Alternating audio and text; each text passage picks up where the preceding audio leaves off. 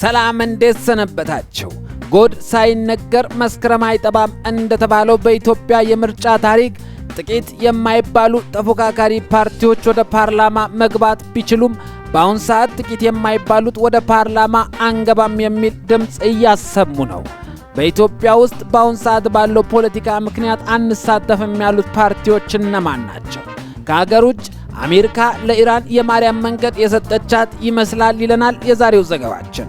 በሀገር ውስጥ የተለያዩ ጉዳዮችን የምናነሳበትን የዜና ዘገባ የያዝንላችሁ ሲሆን ከውጭ የተለያዩ አዳዲስና ትኩስ መረጃዎችንም ይዘናል። አብራችሁን ሰብስክራይብ በማድረግ ቆዩ እንላለን። ኦምኒያ ዜና፣ ለሁሉም ታማኝ ዜና ምንጭ። ትብብር ለኢትዮጵያ ፓርቲ ወደ ፓርላማ አልገባም የሚል አይነት ንግግርን አደረገ። ይህ ከማንና ከምን ጋር እንዴት ተብሎ የሚል ቃል የያዘ የፓርቲው ዋና አፈ ጉባኤ እንዲሁም ሊቀመንበር ንግግር አድርገዋል። በአምስት ፓርቲዎች የተዋቀረውና በሰባተኛው ጠቅላላ ምርጫ ከተሳተፈ በኋላ እጩዎቹ ቢያሸንፉ እንኳን ምክር ቤት እንዳይገቡ ከሳምንት በፊት ያሳወቀው ትብብር ለኢትዮጵያ አንድነት የተወሰኑ ተወዳዳሪዎቹ ምርጫ ማሸነፋቸውን ይፋ ቢደረግም እስካሁን አይገቡም የሚለው አቋሙ እንደሆነና እንደጸናም ገልጿል።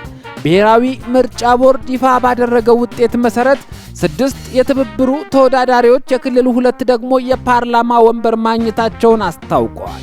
ይሁን እንጂ ከዚህ ቀደምም እጩዎቹ ምርጫ ቢያሸንፉ እንኳን ምክር ቤት እንዳይገቡ ትብብሩ አሳውቆ የነበረ ሲሆን የተወሰኑ እጩዎቹ ምርጫ አሸነፉ ከተባለ በኋላ ትብብሩ እውቅና አልሰጥም ማለቱ እንደተጠበቀ ነው። ምን አይነት አዲስ አቋም አለው ለሚለው ለቀረበለት ጥያቄ ትብብሩ የራሱን መግለጫ የሰጠ ሲሆን ብሔራዊ ምርጫ ቦርድ ይፋ ባደረገው ውጤትም 6 የትብብሩ ተወዳዳሪዎች የክልል 2 ደግሞ የፓርላማ ወንበር ማግኘታቸውን አስታውቀዋል።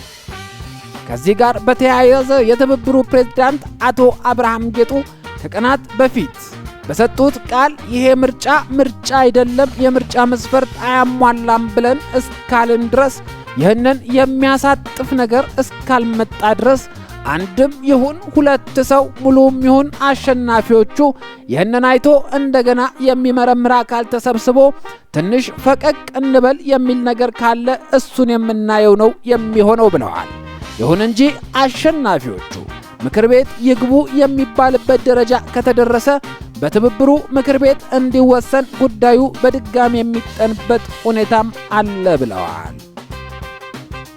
ትብብሩ ምርጫው ለቅርብ ሰዎች ኮታ የተሰጠበት በብዙ ማጭበርበርና ችግሮች የተሞላ ነው ብሎ እንደሚያምን ገልጸው ተመራጮቹ ምክር ቤት ገቡም አልገቡም ትልቅ ጉዳይ አይደለም ብለዋል።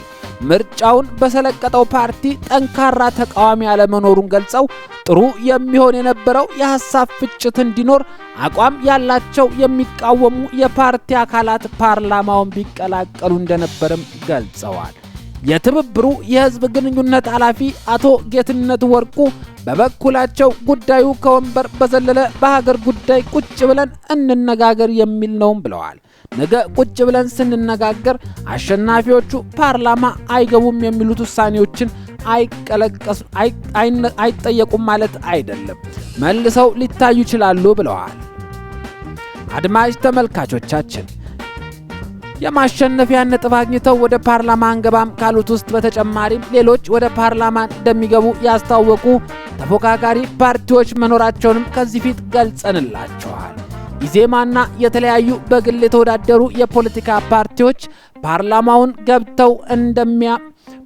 ውስጥ ገብተው ጥያቄዎችን እያቀረቡ የህዝብን ጥያቄ እንደሚያቀርቡ ይጠበቃል። በሌላኛው ዜናችን ደግሞ ምናልባትም በሚቀጥሉት ቀናት አሊያም ደግሞ የሚመጣው ክረምት ኢትዮጵያ ውስጥ ሊከሰቱ የሚችሉ እጅግ አደገኛ የተባሉ ነገሮች በተለያዩ ሚዲያዎች እየተገለጹ ነው። በተለይ ክረምትን ጠብቆ የሚያገረሸው የኢትዮጵያ የጦርነት አውድማነት ምናልባት በዚህ ዓመትም ሊቀጥል ይችላል የሚል አንዳንድ መረጃዎች እየወጡ ነው። ክረምቱ ሲደርስ ሁልጊዜም ከሰሜን የሚነፍሰው ንፋስና የጦርነት እልቂት በተለያዩ የዜና አውታሮች እየተነገረና እየተደገሰ ነው። በተለይ የምዕራባውያን ሚዲያዎች ይህንን ሆን ብለው የሚያሰራጩት ዜና ምናልባት ሀገሪቷ ያልተረጋጋና ህዝቦቿን በስነ ልቦና ደረጃ የመታወክ ስሜት እንዲሰማቸው ሆን ብለው ያደረጉት ነው የሚል አንዳንድ መረጃዎች እየወጡ ነው። በቅርብ ሳምንታት ውስጥ በትግራይ ክልል በተለይም በአሁኑ የህወሓት ጽሕፈት ቤት የተገኙት የምስራቅ አፍሪካ የአሁን ሰዓት የሰላም ልዑኩ ኦቦሳንጆ በመንግስትና በህወሓት መካከል አደራዳሪ ሆነው ለመቀጠል ያደረጉትን አንዳንድ ሂደቶች በአሁን ሰዓት ድብቅ ቢሆኑም የትግራይ ክልል ጊዜያዊ አስተዳደሩን በመተካት በኃይል ስልጣን የያዙት ዶክተር ደብረጽዮን ገብረ ሚካኤል በቃል አቀባያቸው በኩል ለሰላም አረፈደም ሰላም እንሁን እያሉ ይገኛሉ። ነገር ግን ከበስተጀርባ በአሁን ሰዓት በትግራይ ክልል ያለው ነባራዊ ሁኔታ ለሰላም እጅን የመዘርጋት ሳይሆን ነገሮችንና ጊዜያቶችን ጊዜ ለመግዛት የሚደረግ ጥረት እንደሆነ ያሳያል። በተለይ በአሁን ሰዓት ያለው አጠቃላይ የትግራይ ሁኔታ አንዳንድ አካላት እንደሚዘግቡትና እንደሚገልጹት ከሆነ አፈናውና በአሁን ሰዓት ያለው የአፈሳ ጉዳይ እጅግ አሳሳቢ ነው ብለዋል። ከሀገር ውስጥ ዜና ወጣ ስንል የኤርትራን ጉዳይ እንመለከታለን። ኤርትራ በአሁን ሰዓት በድንበር አካባቢ ከፍተኛ የሚባል ቁጥጥር እያደረገች እንደሆነና ምናልባትም በቀጣዩ ክረምት ሊፈጠር የሚችል አንዳንድ ጉዳዩን በንቃት እየተከታተለች እንደሆነ አስታውቃለች። በተለይ የትግራይ ክልል ነባራዊ ሁኔታ ለኤርትራ ምቹ ሁኔታን እንደፈጠረላትና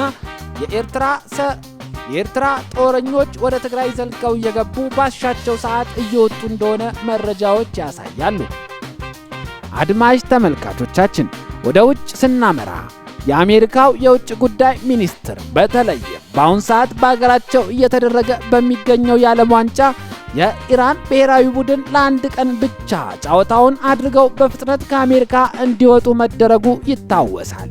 ይህን ጉዳይ በአጽንኦት ሲከታተሉ የነበሩ የስፖርት ማህበረሰብ አሜሪካ ትክክል አልሰራችም፣ ያ የጦርነት አውድማ ሌላ፣ የስፖርቱ ሌላ በማለት በተደጋጋሚ እየገለጹ ይገኛሉ። ነገር ግን በቅርቡ ባሳለፍነው ሳምንት የተከሰተው ነገር ምናልባት አሁን ላይ አሜሪካ ለወሰነችው ውሳኔ በር ከፍቷል እየተባለ ነው።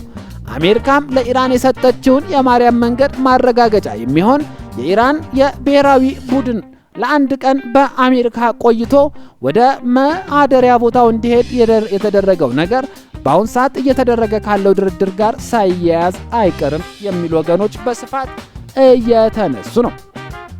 አድማጭ ተመልካቾቻችን በስተመጨረሻም ልናደርሳችሁ የምንችለው አዲስ መረጃ በረከት ገበሬዋን የሚመለከት ይሆናል። በረከት ገበሬዋ በፍርድ ቤት በወጣባት ትዕዛዝ መሰረት በአሁን ሰዓት በእስር ላይ ባትገኝም ከሀገር ውጭ በስዊዘርላንድ መዝናናት ላይ እንደሆነች ይታወሳል። ታዲያ ዛሬ በዋለው ችሎት መሰረት በረከት ገበሬዋ ከሰባተኛ ተከሳሽነት ወደ አምስተኛ ተሸጋግራ በሌለችበት ፍርድ እንዲሰጥ ፍርድ ቤቱ አዟል። ይህን ጉዳይ በንቃት እየተከታተልን የምናደርሳችሁ ሲሆን ለዛሬ የነበሩን ዜናዎች እነዚህን ይመስሉ ነበር። ኦምኒያ ዜናን ሰብስክራይብ በማድረግ ቤተሰብ ይሁኑ።